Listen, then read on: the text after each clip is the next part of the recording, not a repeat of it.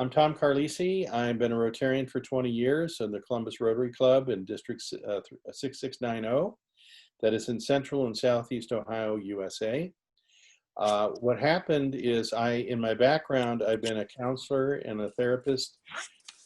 I also started a nonprofit organization to work with youth to get them more interested in learning and in real life projects and character development, and it's called service learning. You'll hear about that.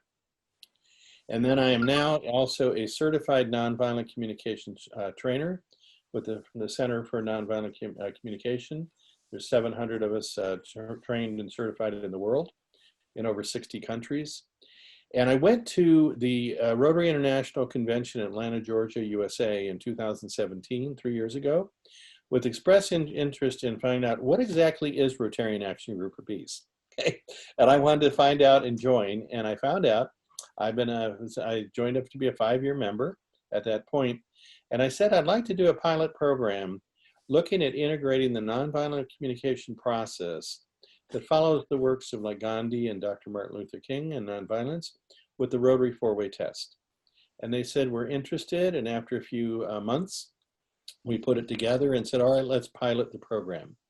So what I'm going to show you, we have been doing now for a little over 2 years, and it's a series that I'd like to take you through a slideshow that'll demonstrate the online program and some action steps that Rotary clubs could do, and I'll give you some examples of that. So I'm going to show you the Every Rotarian is a Peacebuilder online module series featuring nonviolent communication, the Rotary 4-way test. I'm the moderator. And as we go forward, it aligns, first of all, with the Rotary Now 7 areas of focus, including environment now. But if you look at the upper left here, it's promoting peace and conflict prevention resolution. We also align with the Rotarian Action Group for Peace, and you can learn how to become a Peacebuilder club and be recognized on their global peace map. But it also supports resources and materials. We want to educate, empower, and engage Rotarians as peace builders. We are all peace builders as we work on enhancing peace and we do positive peace in the world. We also support the Rotary Peace Centers. It aligns with the United Nations 17 Sustainable Goals. What we've done is when you look at the Rotary 4-way test of everything we think, say, and do, when we say, is it the truth? We have modules and we practice on how do we speak honestly without judging, and mainly moral judgment. We want to focus on values that we all have universally. And when we get into blame, we usually get into conflict. And when we say, is it fair to all concerned? How can we enhance our power and our skill at the power of deep listening, where I'm really listening with, again, silent mind and open heart, not getting ready for my rebuttal or my answer. I'm with you as if I'm in your shoes. It will build goodwill and better friendship. Will it be beneficial to all concerned?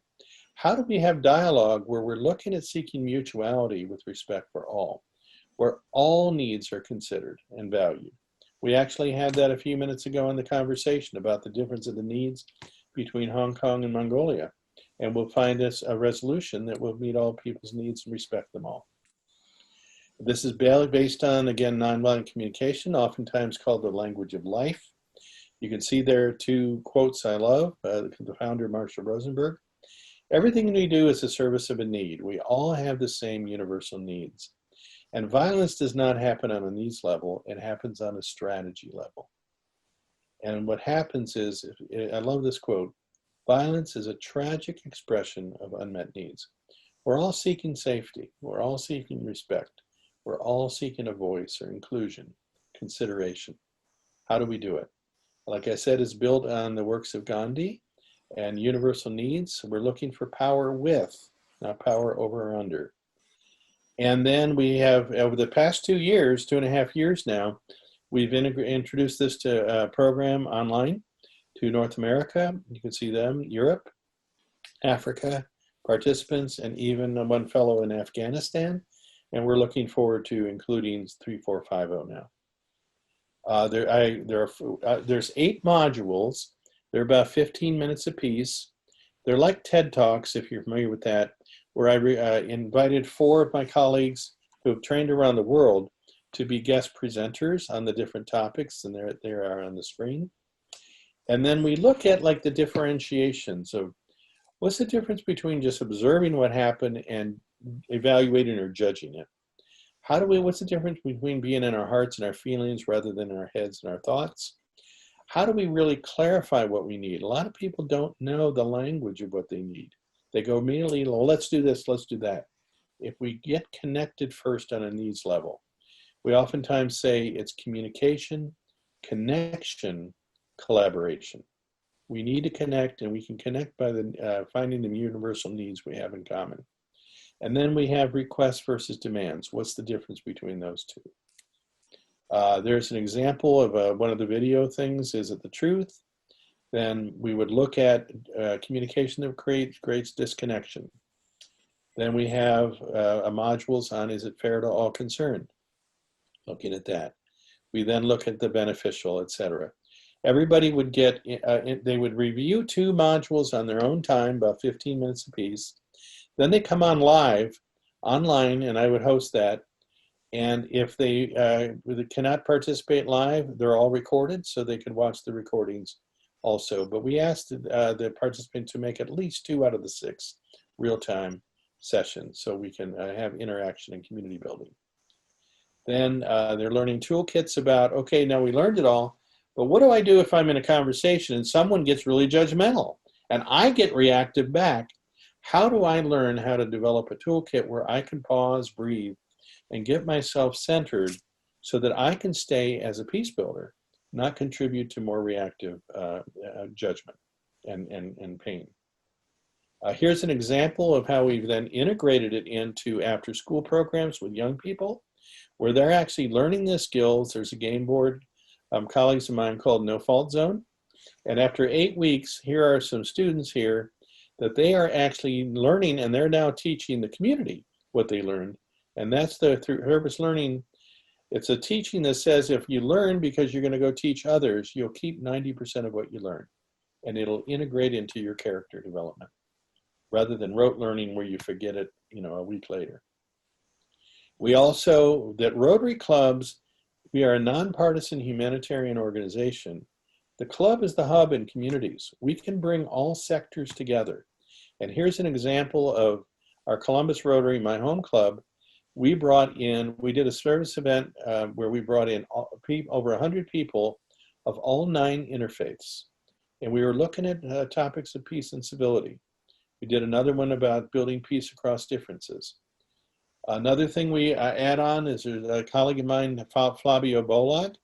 He's a trainer, adventure education specialist, and he does positive peace and peace mapping, where the young people, especially high school, college level, this would be a great summer camp experience. They learn about the 8 pillars of peace that are necessary for sustained peace. Then we have breakout sessions where people have time to connect with each other. We come back to large group where they can talk about the needs and like how do we integrate this into our clubs, into our district, etc. Here's an example of an online series that would probably be offered this fall, I would think, maybe August even. And we would set the dates and times, etc. And then for more information, I just love this title. It's an excerpt from the Rotarian Action Group for Peace website. Let's go wage peace all together. And that's my contact information and the Rotarian Action Group for Peace also. Okay, so with that, I think I'd like to stop this share, but I'd just like to show real quick if I can get them up here. Here's an example of the Rotarian Action Group for Peace. The Every Rotarian is a Peacebuilder. Everybody would get this guidebook, okay, and reflection journal.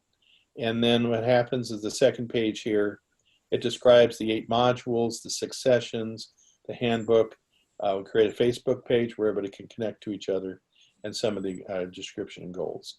We also have these kind of guidebooks and reflection journals for all the student programs we do in service learning. So I think I'd like to stop there and just to come back to discussion on the screen, and I can maybe put up something else if you'd like. Let me stop my share and see if I can get back to here. Yeah. So I feel complete enough about that. I know that was a lot of information, but the intention is trying to be as clear as I can. The main intention is if we can provide some value-added resources that contributes to your encouragement, your skill development, your ability to apply for peace, that's our intention. Okay? So that way you can at least have it for your recording here. Right, right. So it's a cover page and this is the description page. Okay. Yep. And then Nelson, we'll say thank you to Nelson for the editing that he's going to do. You could always send that workbook and logbook, Tom, as attachments, because they can be static, which could be sent out.